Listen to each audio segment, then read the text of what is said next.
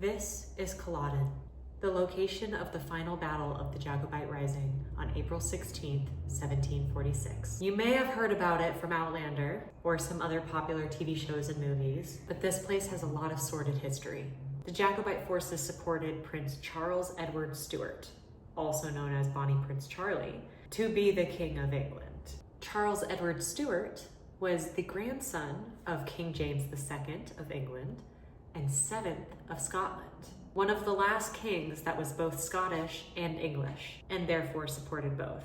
You know, you gotta cheer for your own side. King James II of England was also the last known Catholic monarch to reign England. And so anyone who understands British monarch history, there is so much involved on who has what type of religion, and that has caused a lot of wars, including this one. Charles Edward Stuart was a very charismatic person, very good at public speaking, and got a lot of Scottish people on his side, and they called themselves the Jacobites. The Jacobites didn't like British rule in Scotland. At that time, who liked British rule of their country? Literally no one. Scotland had lived so long on their clans leading them that they didn't want some sort of overall ruler who they didn't even know to be controlling them. Makes sense. They were fighting for their clans, for the right to wear their tartans, which are the plaid-looking different styles that you see different clans have. A specific clan would have a style, and that would be put on kilts, sashes, hats. And the British didn't like this because this meant that they had some sort of affinity to their clan, not the British crown. It's like if you're trying to make everyone cheer for a specific sports team, and they're still wearing their old sports team's colors. And lastly, and most importantly, they wanted Scotland to be free from King George II. Typical British history stuff. Many normal Scottish people were actually supporting this cause, giving whatever funds that they could give, joining the fight themselves, giving housing when they could, and basically helping any way that they could. Earlier on in the fighting, the Jacobites were actually doing really well. They had victory after victory after victory, and they had moved all the way down to Derby, England. But they stopped.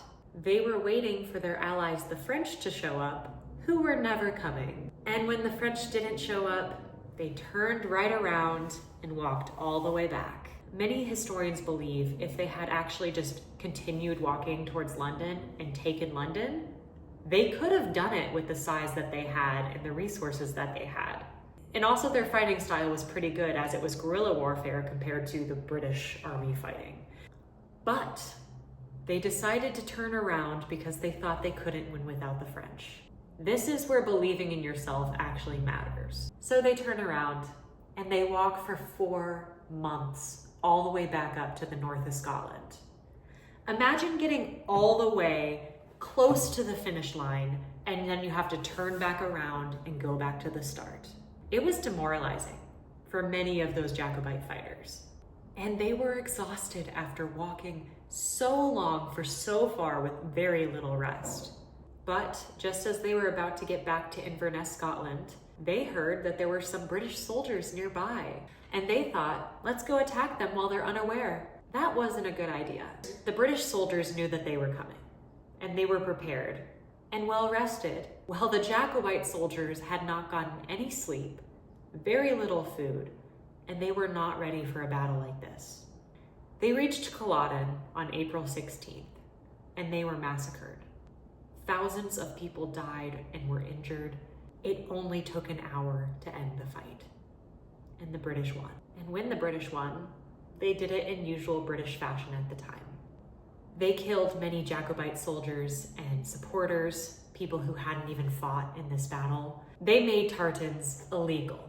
They took clans out of their lands and forced them across the country. So many people starved to death just walking across the country. And this was also the time that many people left Scotland for the Americas, which is why many Americans have some sort of Scottish in them.